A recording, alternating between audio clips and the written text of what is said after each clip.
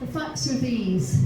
Endangered animals arrive in the UK every single week in parts: heads, horns, hooves, skins, skulls. Why? Because these are the sick trophies of trophy hunters, body parts. Behind those trophies is a litany of misery. Wild animals sold out by corrupt governments, caged lions bred in captivity, tour operators specialising in holidays where you can shoot elephants or massacre wild pigs from a helicopter. The individuals engaging in these horrors, obviously, are very disturbed people. But we mustn't be fooled into thinking this is just a case of a few millionaire buffoons having some sadistic fun. Trophy hunting is a multi-million-dollar industry fueled by gun manufacturers, aided and abetted by corrupt governments, and a very wealthy hunting lobby. Why are we here in Birmingham today? Because good people need to speak up for animals who are trophy hunted, and for the orphans they leave behind, and for the environments of countries that are being played in the most ruthless way by rich blood tourists and the industry that assists them and that grows fat off the back of murdered animals. We don't have guns or money on our side, but we have a conscience and a heart and a brain, and when the heart and the brain work in tandem, we become very, very powerful. We're on the right side of history here, and that makes us infinitely stronger than anyone from the trophy hunting industry.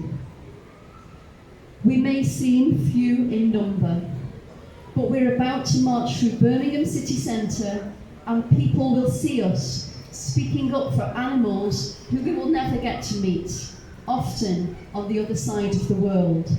That's a really powerful message right there. We never get to see the ripple effect of the marches that we do.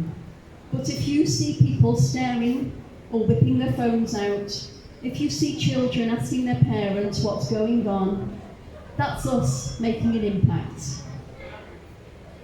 I'm from Stoke-on-Trent, and when I was 12, I saw a lone woman in the city centre handing out leaflets against animal testing. Some people were laughing at her, but she carried on anyway.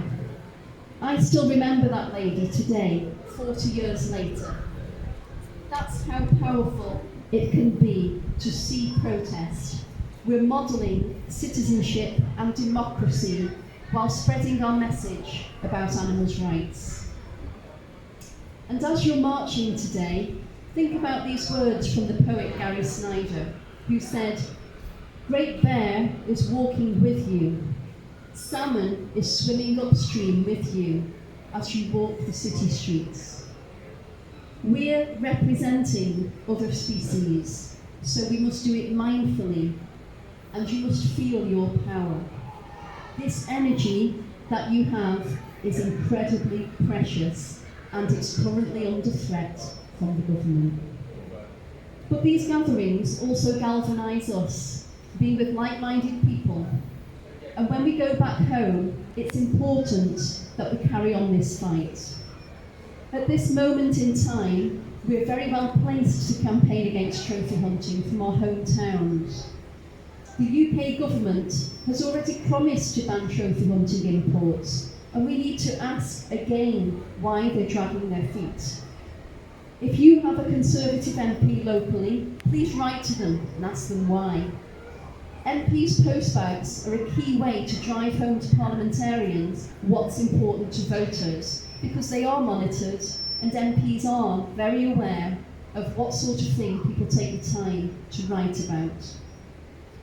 Political parties are once again preparing for a general election within the next year. This means it's a crucial time to impress onto candidates what's important to voters and what sort of commitments from them will win your vote. In your own areas, as soon as the various parties' candidates are announced, Email them, asking where they stand on a small handful of issues that are important to you. You could ask, for example, what's their personal stance on trophy hunting and trophy hunting imports, or on the badger cull, or on animal testing. 3 issues for them to respond to.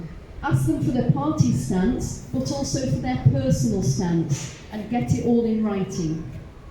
You can use any promises that are made as leverage to get other party candidates to up the ante during the actual election.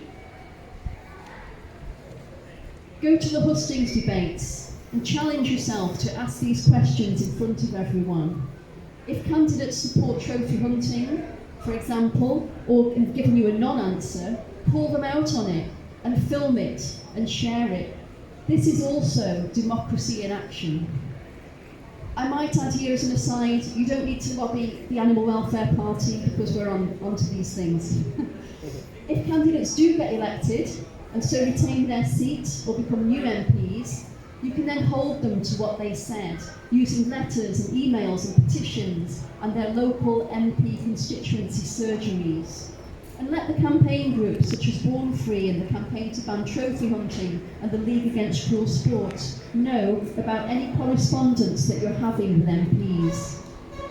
So after this march, go and start your own local mini campaign. Take responsibility in your own area for 3 issues that are personally important to you, hopefully one of them being trophy hunting, and prepare to lobby your own candidates and your own MPs.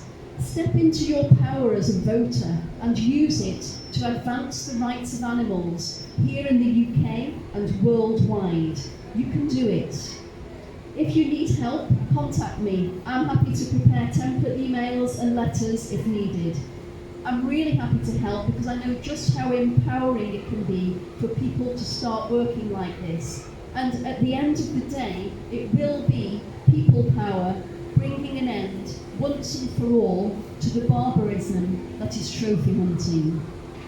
When that day comes, and it will come, it will be in part because of gatherings like this, and marches like the one we're about to do, and the emails that you send, and the questions that you ask.